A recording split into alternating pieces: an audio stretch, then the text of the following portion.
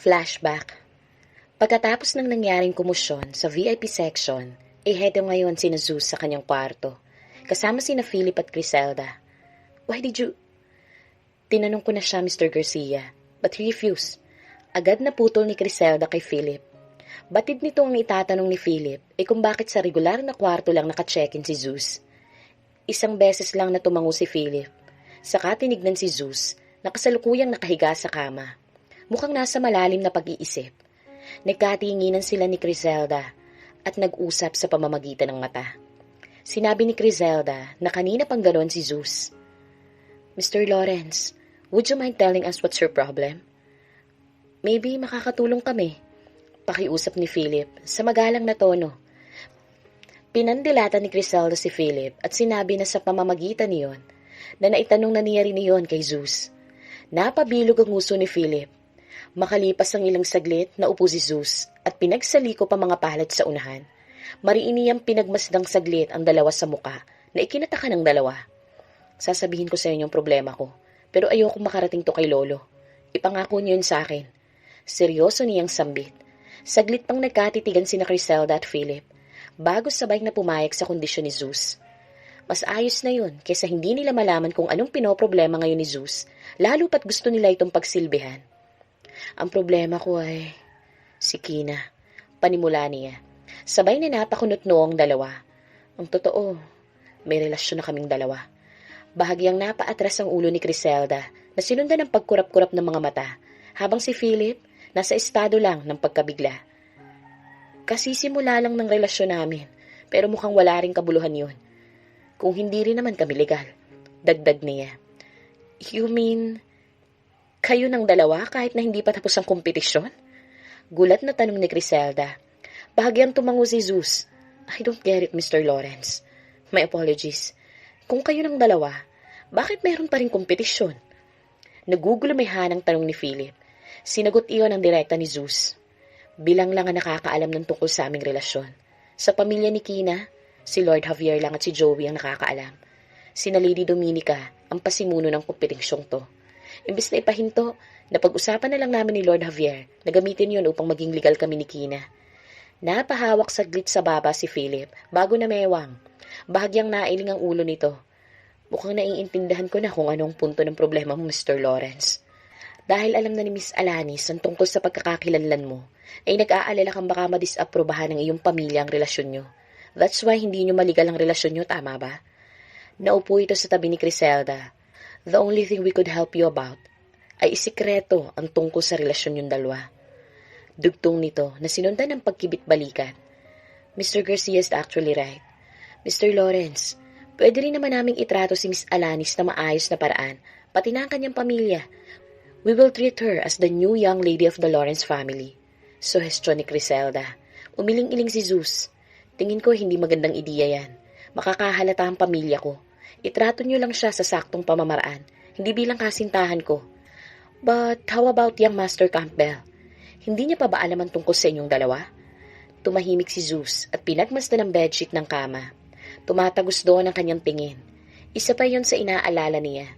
Gayunpaman, alam niya naman kung anong tunay na pakay ni Danny. Alam man ito o hindi ang tungkol sa kanilang dalawa ni Kina, mataas ang tsansang wala itong pakailam doon. Hindi naman siguro magiging problema si Danny. Mag-iisip na lang ako ng ibang solusyon kung sakali mang manghimasok siya sa hinaharap. Saglit na huminto si Zeus bago nagpatuloy. Ang pinakaaalala ko sa ngayon ay ang kaligtasan ni Kina. Kung hindi nyo pa alam, may gustong kumalaban sa aming pamilya at ngayon ay alam nila ang tungkol sa koneksyon namin ni Kina. Sumeryoso ang mukha ni Philip. Mukha atang hindi na namin kailangan pang itago ang tungkol sa bagay na ito sa iyo, Mr. Lawrence. Pinakausapan kami noon ni Lord Duncan na huwag babanggitin sa iyo ang tungkol sa sekretong organisasyon. Naging mariin ang mga mata ni Zeus. Sinasabi mo bang matagal nyo nang alam ang tungkol sa kanila at matagal na nilang ginugulo ang aming pamilya? Usisa niya. Mababaw na napabuntong hininga si Criselda. They've been attacking your family ever since na itinayo ang Endex Corporation. They tried different methods para pabagsakin ang kumpanya, pero nabigo sila. Iyon ang pinakamalaking pagsubok na kinaharap ko sa buong buhay ko, simula na maging vice president ako ng kumpanya. Pero 10 taon na nakaraan pa iyon. Bakit wala man lang binabanggit ang kanyang lolo patungkol doon? Ang buong akala niya, Ngayon lang nag-umpisa ang panggugulo ng organisasyon sa pamilya. Iyon din ang binanggit sa kanya ng kanyang lolo nang huli silang magkita. Sinabi nitong nagsimula lang kumilos ang organisasyon nang simula siyang tumapak sa kumpanya. Kahit mismong si Darwish ay parang limitado lang din ang impormasyong ipinaalam sa kanya. Anong nangyayari? May hindi pa ba sinasabi sa kanya ang kanyang lolo bukod doon? Sa anong paraan ba sila nagbabanta sa kaligtasan ni Miss Alanis, Mr. Lawrence?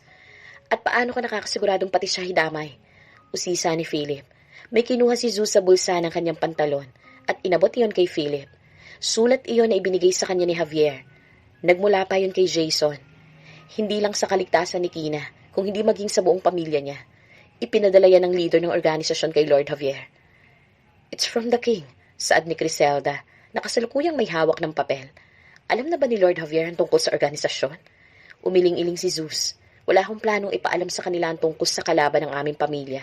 Hanggat maaari, ilalayo ko sila sa kapahamakang dinala ko sa kanila, lalo na kay Kina. Naalala niya rin ang sinabi sa kanya ni Lance kanina. Siya at wala ng iba ang nagdal ng kapahamakang yon kay Kina. Kung hindi niya ito nakilala, hindi ito masasangkot sa banta ng organisasyon. Don't put it that way, Mr. Lawrence. Hindi ikaw ang may kasalanan kung bakit pati ang pamilya Alanis ginugulo ng organisasyon. It's the organization themselves. Kung hindi sila nanggugulo, ay walang may manggugulo. Payo ni Philip, kung walang apoy, walang usok. Dagdag na analohiya nito na ikinakunot ng noon ni Zeus. Nang punktong iyon, malinaw na may napagtanto siya sa sinabi ni Philip. Naging determinado ang ekspresyon ng kanyang muka. Tama, kung walang ugat, wala ring puno. Kung walang puno, wala ring bunga. Sa madaling salita, ang pamilya Zeng lang ang pinakaugat ng lahat at ang kanilang pamilya lang ang kanyang kailangang buwagin. Higit pa man sa organisasyon. Kapag nangyari iyon, mawawala na matibay na pundasyon ng organisasyon. Don't worry, Mr. Lawrence. Hinding-hindi makakarating kay Lord Duncan ang sinabi mo sa amin. Paninigurado ni Philip. Kung may kailangan ka man, you can just phone us. Hindi na namin aabalahin pa ang iyong pamamahinga, Mr. Lawrence. Kailangan mo pa maghanda para sa laban mo mamaya. Nakangiting saad ni Criselda. Binigyan lang sila ni Zeus ng tipid ng ngiti bago pagbuksan ng pinto. Tinanaw niya pa ang mga ito hanggang sa tuluyang mawala sa palikong bahagi ng pasilyo. Papasok na sana ulit siya sa kanyang silid nang saktong sumulpot sa paliko ng pasilyo ang dalawang maintenance personnel at parehas na may dalang mga gamit panlinis. Saglit niyang pinagmasdan ng mga ito at binaliwala rin kalaunan. Pagkatapos isinara ng pinto, nag-umpisang mag-mop sa sahig ang isa, samantalang ang isa, nagpapagpag naman ng mga mamahaling pasong nakadisplay sa gilid, gamit ang feather duster. Parehas na nakasuot ang face mask ang dalawa. Ang isa sa mga ito may hawak na mop. Doon ito pumwesto sa palikong bahagi ng pasilyo, tila nagbabantay. Habang ang isa, lumapit sa pintuan ng presidential suite. Sa hudyat ng lalaking may hawak na mop, ay nag-umpisang maglabas ng electronic na bagay, ang isa at itinapat iyan sa lock ng pinto upang sirain ang lock. Nang puntong pipindutin na nito ang buton, ay saktong bumukas ang pinto ng kwarto ni Zeus. Ilang segundo pa silang nagkatitigan, bago niya napagdesisyon ng atakihin ang mga ito.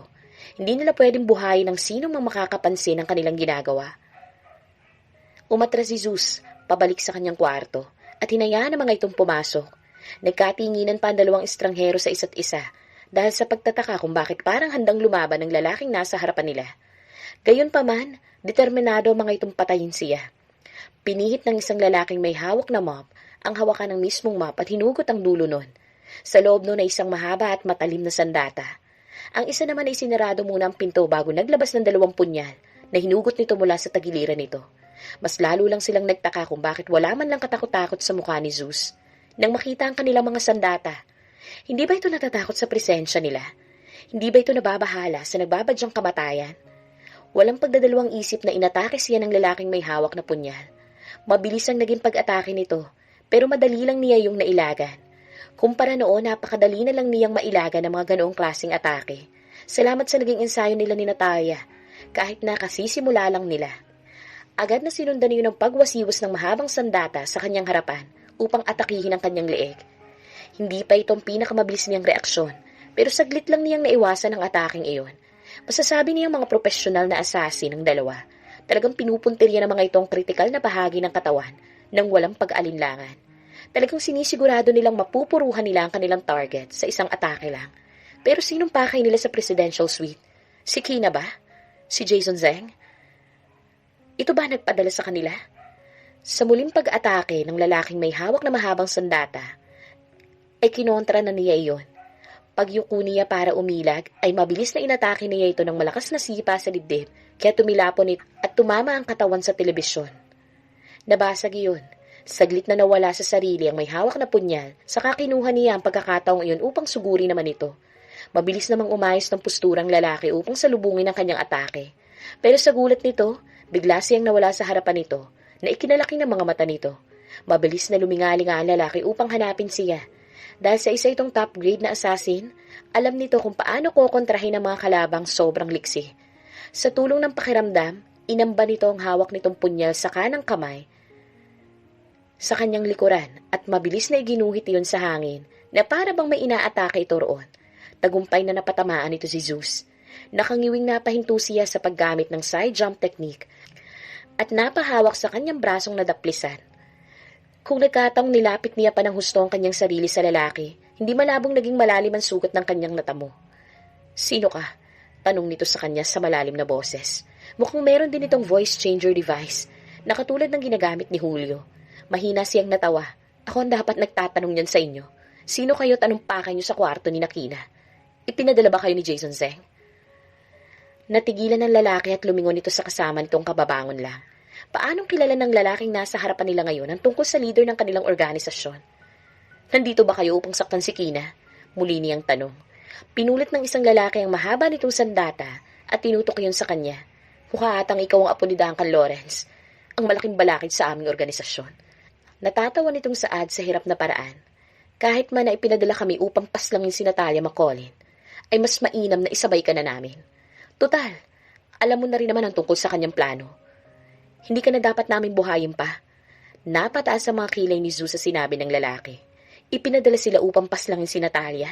Nagpapatawa ba sila?" Nailing-iling na lang sila. "Malabo yung sinasabi nyo. Bukod sa hindi nyo mapapatay ng basta-basta si Natalia, tingin ko hanggang dito na lang din kayo. Kung ganun, walang ideya si Jason Zheng sa totoong kakayahang meron si Natalia upang magpadala ng mga ganito kahinang tauhan. Pero bakit maiisipan ni Jason na ipapatay si Natalia? Sa anong dahilan? Mga top-grade assassins kami ng aming pangkat. Isa ka lang young masters na makapangyarihang pamilya na may simpleng abilidad. Hindi mo pa kami mapipi."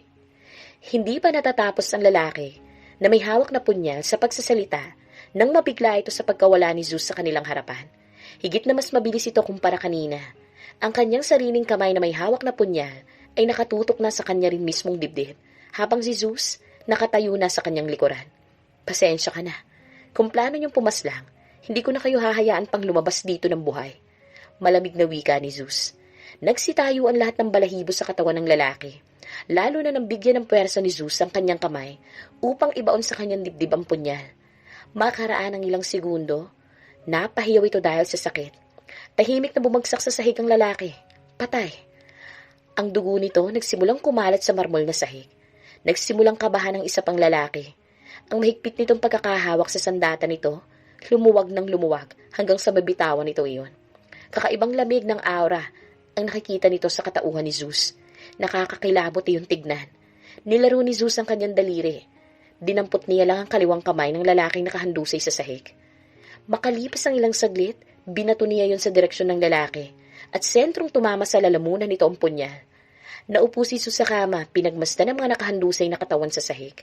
Makaraan ng ilang saglit, napagdesisyon na niyang tawagan si Darwish. Pipindutin niya pa lang ang call button nang marinig niya ang pagtunog ng doorbell sa kanyang kwarto. Lumapit siya sa pintuan upang tignan kung sino iyon sa pamamagitan ng monitor sa may gilid. Nakita niya na isa yung delivery man, kaya gumuhit ang pagtataka sa kanyang itsura. May bitbit itong maliit na sandbag ng pagkain. Namali ba ito ng kwartong pagdadalhan? Bago niya pa man buksan ang pinto, muli niyang binalik ang kanyang tingin sa monitor nang may mapagtanto. Maliit lang ang detalye, pero napansin niyang luma na ang disenyo ng suot na uniforme ng lalaking ito.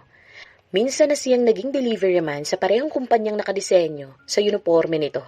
At higit na mas bago ang disenyo ng kanyang unang uniforme kaysa sa suot ng lalaking ito. Napaismid siya. Patid niyang kasamahan nito ng dalawa. Nakangiting pinagbuksan niya ito ng pinto upang sana linlangin, pero nakita niya ang pamimilog ng mga mata nito. Nakakunot ang noong sinundan niya ng tingin nito at nakita ang bahid ng dugo sa kanyang pulsuhan. Napasampal siya sa kanyang noo. Bago niya pa man maibaba ang kanyang kamay, kumaripas na ito ng takbo. Mabilis na hinabol niya ito at nagtungo sa fire exit. Aminado siyang sobrang bilis nitong tumakbo dahil sa nahirapan siyang habulin ito. Lalo pat, nagparkour ito sa may hagdanan upang mas mapabilis ang pagbaba. Mula 29th floor ay tinakbo nila hanggang basement floor, gamit lang ang hagdan. Naabutan niyang kaaandar lang ng sasakyan nitong sinubukan pa niyang habulin pero nabigo siya. Dahil sa determinasyon niyang mahabol ang lalaki, humira muna siya ng sasakyan doon. Binasag niya ang bintana nun upang mabuksan ang pinto. Pagkapasok ay mabilis na kinalikot niya ang mga wire sa may susian upang mapagana ang kotse. Hiramin lang kita saglit. Paalam niya sa mismong kotse bago apakan ng pedal gas at paharurutin niyon. Mabilis mang tumakbo ang lalaki, mahina naman ito sa karera ng sasakyan. Naabutan niya pa ito sa highway. Doon ay mas tumulin pa ang andar ng kanilang kotse. Panay overtake sila sa bawat maaabutan nila. Nagpa-X-X sila sa kalsada. Isang pagkakamali liko ay maaari silang madisgrasya. Pero si Zeus na may napakabilis na reaksyon, manilang sa kanya ang pag-iwas sa mga sasakyan. Sa wakas nakarating sila sa may traffic na section. Nasa likuran ng kotse ng lalaki ang kotse ni Zeus. Walang ibang pagpipilian ng lalaki kung hindi ang bumaba at muli na naman tumakbo. Siguro, doon ay mas mabilis siyang makakatakas. Pero bago pa man makababa ang lalaki na unahan na ito ni Zeus, pagbukas nito ng pinto, malakas na sinipa niya ito pabalik sa loob. Dinakma niya ang kwelyo ng suot nitong uniforme at tinatak. Kita sa mukha ng lalaki matinding takot. Masasabi niyang hindi ito isang asasin dahil hindi yun mahahalata sa pangangatawan nito. Marahil tagamatsyag lang ito ng dalawa. Kung gayon, magagamit niyang lalaking ito upang makuna ng impormasyon. Hahayaan kitang mabuhay kung sasagutin mo ang mga itatanong ko sa'yo. Seryoso niyang sambit. Pumasok siya sa loob ng sasakyan. Pabagsak na isinarado ang pinto. May iba pa ba kayong kasama? Muling tinignan ng lalaki ang dugo sa pulsuhan ng kamay ni Zeus, na ngayon ay tuyo na. Hindi ko alam ang sinasabi mo. Isa lang akong tagadali. Sinampal ito ni Zeus ng malakas, kaya nahinto ito sa pagsasalita. Halos mawala na ito ng ulirat. Isang beses ko lang itatanong ulit to. Hindi mo alam kung saan na maaaring kalagyan mo pag hindi mo pa rin sinagot ng matapat ang tanong ko. Sambit niya sa may pagbabantang tono. Kahit napilit na ibinabalik ang sariling diwa, ay makikitang matinding kaba sa ekspresyon ng mukha ng lalaki. Sasagutin ko na. Pakiusap. Ayoko pang mamatay. Iligtas mo ko. Sasagutin ko ang lahat ng katanungan mo. Bulalas nito sa nanginginig na boses.